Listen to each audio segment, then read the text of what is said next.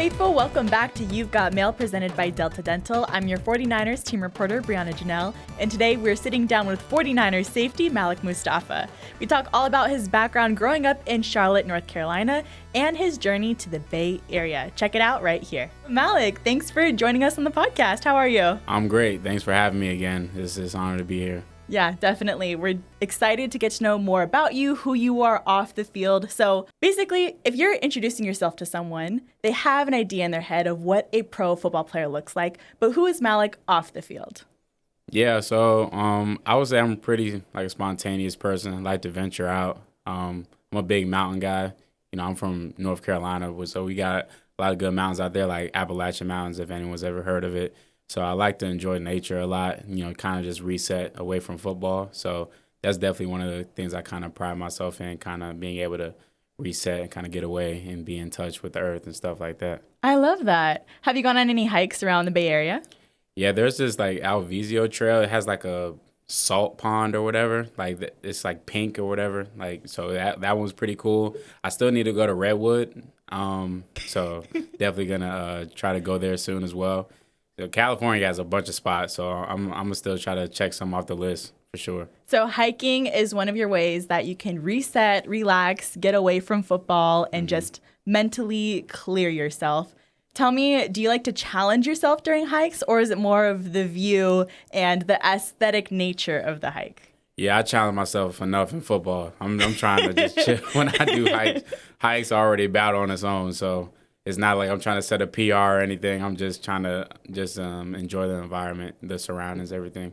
Lovely. Well, tell me more about what it's like growing up in Charlotte. Did you go on hikes a lot as a kid, or was your family big into football? Tell me what Charlotte life was like for you. Yeah, I mean, it was funny because I kind of grew up playing soccer, so the football aspect of it didn't get introduced to me until I was 9. And even still, I was still going back and forth from soccer to football. And having to go to soccer practice, change into my football equipment in the car. So I wouldn't say my mom was a big football fan. My dad's from Nigeria, so he's kind of foreign to the whole football thing, even to this day. But he knows a lot more than a few years ago for sure. So he's definitely more invested now. And then as for just seeing if I like going hikes, when I was younger, I used to go to this place called Grandfather Mountain. It's not in Charlotte. I want to say it's in Asheville, North Carolina or something like that. But that was a big spot for me, going as a kid and then getting a lot of merch from them. It was one of those childhood memories I never forgot because that was my first time ever going hiking and going to the mountains for sure as a kid. So that's definitely one of those childhood moments kind of made me have a love for the mountains and nature. Yeah, really cool. Tell me more about soccer, Malik Mustafa. Who was your team? What position did you play? And what was soccer like? Yeah, so growing up, I really didn't watch soccer, but I would say when the World Cup, whenever that was on, that's when I really got invested into it. Obviously, I was supporting Nigeria when they were playing, but I also have my favorites. I like Neymar a lot. I like the Messi, like the Ronaldos, like the Ibrahimoviches. I like Rooney. The list goes on. I've always liked those stars. So I kind of just try to emulate my game after them. Whenever I did had the opportunity to watch them play. So my dad was really my hardest trainer because he was so big into soccer. I used to go out to my elementary school soccer field on Sunday. The parking lot's closed. He's moving the chains and the cones and making us park. I'm grabbing the cones, loading them into the car so we can use them for the soccer drills. He's kicking the ball into the woods. He made me go get it. It was probably more brutal training than I ever did for football. So that's kind of, I think, where my hard work comes from for sure because he kind of instilled that at a young age. So, yeah, definitely those moments is kind of what shaped me into who I am today. Oh, wow. So you took it very seriously. Yeah. Did you want to become a professional soccer player, or what was your dream and your aspiration as a child? Oh, yeah, definitely. That was my goal. That's what my focus was on. And then my mom introduced football to me. Even still, I was still more favored to soccer, but over time, I just really I got better at football. I started to enjoy football a lot more. And then I got to a point where in high school, soccer and football were during the same season. So I was like, okay, do I play football and then do I do club soccer in the spring? And it was really expensive for my family at the time. So I think to just make it easier on everybody, I just chose football. And then after a while, I think I made the right decision. I think either or, I think I would have made it. Yeah, you're like, I'm going to be a pro football player. It's just American football. American football, exactly. So, it was definitely a tough decision for sure, but I still miss it to this day. Like, even when I try to go to the Quakes games or whenever they had one of the soccer games at the Levi Stadium, I always try to go to any games I can, but definitely for sure, like, still has a place in my heart. Yeah, the World Cup is coming here, so that'll be exciting. Yeah, I want to know more about your decision into playing football. Was it in high school, you said? Yeah, high school was definitely like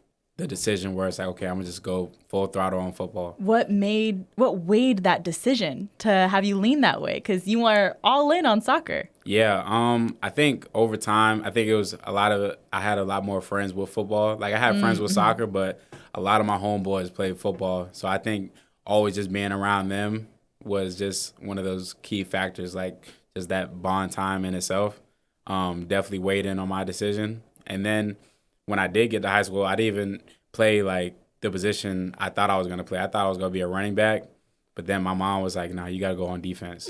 Because Why is that? When I first got there, a lot of guys was lining up for the receivers and the running backs, all the offense positions. So I didn't see a lot of people going to DB. So I was like, if I want to play, I'm going to try to go on defense. And then it ended up working itself out. I played defense ever since. So, yeah, definitely made the right decision on that one. You mentioned your dad was your hardest trainer when you were playing soccer. Would you say it switched a little and your mom got really intense when it was time to play football since she's a big football fan? Oh, yeah, she still is. Like, she'll send me notes, clips, videos. Wow. Like, before the week even starts, she does her scouting report. Like, shout out mom, but like I act like I don't. I'm just like, mom, just take a step back. Like, I'm pretty sure my coach has got a good game plan for us, but nah, she's fully invested. She knows a lot more than a lot of moms. So she's been my rock with football since day one, and she's taken the time to really study it, just like how I've taken the time to study my own game. So she's definitely probably one of my biggest trainers when it comes to football. Your mom is your secret weapon when it comes to all of this, which is really cool to hear about. Yeah. Now, I also know that there's a fun story behind your and your mom's relationship around football because they're mostly Cowboys fans. Is that right? Yeah. You've told this story a couple times before. Tell me or let the viewers know why you chose the Niners in a Cowboy family growing up in Charlotte. Yeah, still wild to my teammates even asked me how was I a 49ers fan in Charlotte. But it literally just goes back to them being Cowboys fans and me playing Madden 12 one day. And I just picked the 49ers. I was using Frank Gore a lot. I was like, damn, I like Frank Gore. So then after a while, I just fell in love with it. Then as I was playing more football, I was starting to watch football more. And I was really just going on the train like, you know what, I'm going to just pick a team. And I was already kind of had a semi-relationship with it anyway. So I picked that. But, like, I wasn't going to be a Cowboys fan because Cowboys fans are really annoying.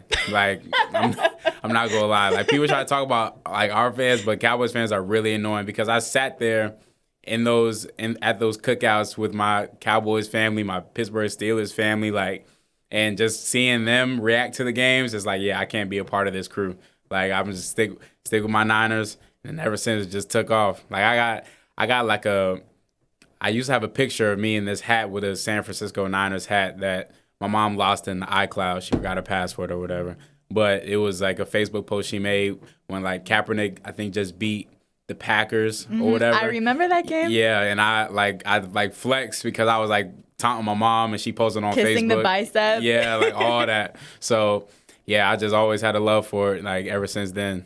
Wow. So no one has to explain to you the heated rivalry between the Niners and Cowboys, especially during the 80s and 90s, because you've lived it. It's a part of your family culture. You've heard the trash talk. You've heard the back and forth about the Cowboys and the Niners. And now you're living it and you're literally making history for the Niners. So that's a really cool aspect of the game to learn about you. Now, fast forward and we're at the Combine and you have your meeting with the Niners and Frank Gore is in the room, like you mentioned just earlier. What were your feelings as you were sitting down? Was it surreal to you? What was your conversation like with John Lynch, Frank Gore? I mean, I was starstruck for sure. Like, I seen him in there. I was like, oh, yeah, this is real. I seen John Lynch. He shook my hand. He was saying that big fan of my game, really loves what I put on tape, and he one of the best safeties to ever play this game. So it was just like inspiring for me because seeing those people in those positions, like knowing that I looked up to them and knowing that they respect me in my game, it was just like a surreal, like full circle moment for me. And it kind of gave me that confidence boost going into the league that, okay, maybe I do belong here. Maybe this is really meant for me. And I'll be a fool not to take the most out of my opportunity, make the most out of it. So just going into that meeting, I was nervous, but we were just talking about my life and then talking ball, pull up some film, talking ball. It was just a flow. And then leaving the meeting, I felt really good about it. And you never know how the combine is. You never know like how things are gonna play out. But I just remember getting that call, and it was Lynch, first one on the phone, talking about my combine interview, and he decided to get me here, and it was just so surreal during that moment. So it's something that I'll cherish for the rest of my life. You said it, and now I wanted to show you that moment. And this is the aspect that we got to see from the 49ers side of John making the call. And I want to hear your story from your perspective after, but let's take a look at it. Hey, Malik. Hey, how you doing? Hey, this is John Lynch from the Niners. What's up? How you doing, man? I'm doing great, man. I am doing great. Been just appreciating your game, man. Your interview at the Combine was my favorite of the whole stack. You made me feel a little inferior because you're so damn swole, but so you get but we are fired up to make you a Niner, man. So we're gonna draft you right here. Congratulations, man. Congratulations. I appreciate you, man. You gonna get my all, man. I promise you. I know we're gonna get your all. That's awesome, man. I'm gonna pass you on to Kyle Shanahan. Okay. Congratulations, Malik. All right. Thank you, sir. Malik, what's up, dude? Hey, how you doing? Doing good, man. Congrats. I appreciate it, man. It's my honor, man. I grew up being a fan of you guys, man. Dude, that's awesome, man. Hey, you already have a head start on it now. Now you get your family on yes, board, sir. and dude, we love the way you play, man. It started with your style, the way you hit, the way you don't hesitate, and that's exactly what we want at every position. So can't wait to get you down here, dude. Hey, Malik, how you doing, bud? Good. How you doing? Good. Congratulations, man. John's been fired up. He's been talking about you all day. We're fired up that you're here. Yes, sir. I appreciate you guys, man. Thank you. We look forward to meeting you in person, man. Enjoy this day with your family. Yes, sir. Thank you. Thank you. All right, we'll have some of the coaches give you a ring later on. Yes, sir. I will. All right. Thank you. Thanks, Malik. Congrats, bud. Bye. All right. That was the perspective that we got to see. I want to hear, what were you wearing? What was your mom saying? What was your dad saying? What did the room look like? And give us your side of the story on here. Yeah, like I said, getting that call, I seen at the top it said like San Francisco 49ers, and I was like, everybody shut up, everybody be quiet. Obviously like hearing that whole call, and I was just like, I broke down a little bit. I didn't like go like crazy until like after, but it was just one of those moments where there was a point in my life where I didn't know if I was even gonna make it to college and get even the opportunity to play football after that. And just leading up to it, all the pain, all the injuries I had to overcome, the family, the long hours, the extra work, like it was just all it just felt like a reward of all that hard work. So it was just a pure blessing because I prayed for it day and night. And my mom was there. She was starting to cry. Like my dad was just praying during the whole thing because he was just saying, thank you, God. And, my cousins, my aunt, my uncle, like everyone was there. And it was just being able to celebrate that moment with them because they were there every step of the way. And I was wearing this shirt because I actually had a draft party the day before. I didn't want to have it, but like my mom insists on having it just because just in case you do get drafted day 2, like, we're just going to have this party. And all my family was there. Like it was completely swamped. But obviously I didn't get picked up that day. I was kind of sad about it, but it was just, whatever, like hopefully God willing, I'm getting drafted the next day. So that day I was just at my Airbnb with my folks. I had a shirt that had my last name, and it was like my last name, like a definition. So it said like, like preferred among many, like all characteristics of like what Mustafa like is like for me. And when I got that call, like there's certain pictures you can see of just me with the hat on, the 49ers hat on, and the shirt just all like symbolizes everything in that moment. So it was just really special to me. And, you know, God makes no mistakes. It was even funny at my Airbnb, there was actually the Golden Gate Bridge by the front door of the Airbnb.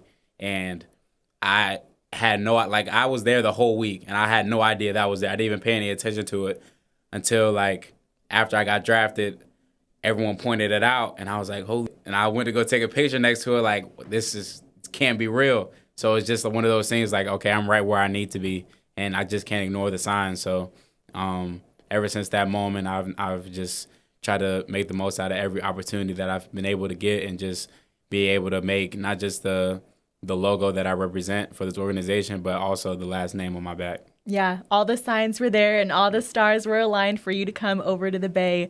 Now, you mentioned that your close family and friends were there. Mm-hmm. Was anyone giving you trash talk about the Cowboys? I mean, yeah, my uncle was. Like, my mom was low-key kind of hurt. I could see it in her eyes. But like my other auntie like wiped out after I grabbed my 49ers shirt, she wiped out all the other hats on the table. She's like kicking them away and everything. So like my mom was like, well, now I'm a Niners fan now. Like, how has she adjusted over the few seasons that you've played here? Oh, she's good now. She's good now. She got that out of her system. I think it was completely out her system when we played them last year, and I had a pretty good game. That game, she was like, all right, I'm officially done. She was even trash talking Cowboys fans in the stands, so I was like, okay, you're officially a Niner. Yeah. And the wardrobe is red and gold now. Oh, yeah, all red and gold. She even got her license plate on the car, 49ers, red and gold. Like, she's hip. I'm sure your family is so proud, and what a cool moment to look back on. Now that you're here in the Bay Area, what have you enjoyed most about being in Northern California? Say the weather. I say one of the biggest things for sure. The culture here is different, but it's also kind of intriguing in a way. Starting to adjust more to it. There's a lot to do here, so you just got to explore. There's a nice vibe out here. Like I said, the scenery is great. Yeah, I mean, it's good. The food is, real healthy. I feel like this is the most healthy I've ever been in my life. Y'all got good quality food down here. So, yeah, it was an adjustment for sure. Just getting used to that, Cali living, being from the South. But I've adjusted well and I've liked it. So. Speaking of exploration, you were over at the NASCAR Sonoma Raceway event during the off season. Mm-hmm. Are you a big NASCAR guy? I mean, I kind of have to be because we literally got the Hall of Fame in Charlotte. I remember as a kid, we always used to take field trips to the NASCAR Hall of Fame. Mm-hmm. So I knew, like, the big names. Like, when I met Dale Earnhardt, that was crazy because I was like, wow, like, meeting some people like that, like, legend of their sport in person like that, you got to appreciate it. Just knowing, like, being an athlete at the highest level, being able to appreciate those guys that did it at their level and being the best at it. You always have a certain respect for them. So just seeing him in person was a great experience, and just the environment in itself, it was a lot of fun. So knowing some history on NASCAR, growing up playing soccer, you're a big hiking guy. What's something that people would be really curious to learn about you, or maybe they would be surprised to learn about you? I would say maybe my music taste. Yeah, my music taste is literally all over the place. Like, when I had my Apple Music like replay, it was from YoungBoy to John Mayer and Faye Webster and all these other. Like, I like alternative music, I like pop music, I like rap music. I'm a big Afrobeats guy because Nigerian roots kind of have to be. But yeah, I'm all over the place. It's not like a selective genre. If the music is good, I'm gonna like it. So I think that's the biggest thing. People be surprised by me if I ever had the aux in the whip or something. People are definitely gonna be caught by surprise. Lovely. Well, on the topic on getting to know more about you, fans send us questions to get to know you a little bit more off the field. So we're gonna get into some fan questions. The first one says, "What do you do on your off days?" It's big treatment all the way. Like, I get to the facility in the morning and my whole day is dedicated on treatment. So making sure I'm, getting my body right for the rest of the week, setting myself up the right way, and just taking the advantage of, having that day off. Lovely. Next question says, what is your go-to celly on a big play? I mean, I crash out. Like, there's a lot of times I was like black out during the game. So if I'm in a controlled state, I might hit like a Black Panther emote. But Nice. most of the time, I'm flexing or I'm just banging my head because Screaming. I'm just, Yeah, we've seen it. We've just got seen a lot it. of energy. So yeah, that's my go-to. Awesome. All right. Last few here. Do you watch anime, and do you have a favorite anime? Yeah, growing up, my first anime I ever watched was Naruto. I haven't watched it recently. I feel like the most recent one I have watched was One Punch Man. But yeah, I wouldn't say I watch a lot of animated shows, but I don't watch anime that much. But I might start getting back into it. So out of animated shows, what's your favorite? For my Cartoon Network people, I like regular shows up there for me. Yeah. Yeah, I love regular show. That's a childhood classic. Yeah, childhood classic for sure. I say some of like the animated shows that kind of go off from Cartoon Network. I would say there's a show called Common Side Effects on HBO Max. Oh, cool. Yeah, definitely tap in. Big Mouth on Netflix is really dumb. Yeah, really dumb. I wouldn't advise to watch that. But those are just a few. And Invincible on Amazon Prime. Yeah, Invincible is probably my number one. Okay, we're going to have to watch that one. Yeah. That one sounds cool. All right, who is your favorite 49ers player of all time? All time. Yeah, that's a hard one. I know. So many legends. So many guys to pick from. Yeah. I got to go with the one that made me even become one. I'll say Frank Gore. Yeah, Frank Gore, Mr. Consistent. When I did play running back during Pop Warner, I was looking at Frank Gore highlights before games. So I would have to say Frank Gore. I still pay my respects to my guy, Patrick Willis, Ronnie Lott, those guys. Dante Whitner. Yeah, when I started playing safety, I was watching Dante Whitner's tape. Yeah, and Deshaun Goldson. Yeah, the list goes on and on right there. And all those guys still hang around the facility all the time, which Sure must do. be really cool. Yeah. Last question. What is your favorite thing about the Bay? We just talked about it a little bit, but if you had to choose your most favorite thing. Most favorite thing about the Bay. I'll just throw this is like an honorable mention, but I like the music down here. Okay. Like at first I was like kind of thrown off by it, but I really do appreciate the music now. Definitely got their own culture out here. Yeah, but biggest thing for me is the scenery. Like when I even went to San Francisco, seeing the bridge for the first time, like that was like, holy, like I'm here. Like this is one of those moments I'm like, yeah, I gotta appreciate this. This is one of those big, monumental places in the United States, but just all around, like I just feel like the environment here is pretty dope. Like it doesn't get better than this. So from the Airbnb decorations to now live and in person, Malik, you made it. Congratulations and all your success in the NFL. And thank you for joining us on the podcast today. Thank you for having me. I appreciate y'all. All right, that will do it for this episode. Don't forget to subscribe to You've Got Mail presented by Delta on YouTube, SiriusXM, and your favorite podcast platform. If you'd like your question featured in a future episode, don't forget to follow the 49ers on Instagram to submit. We'll see you next time, and go Niners!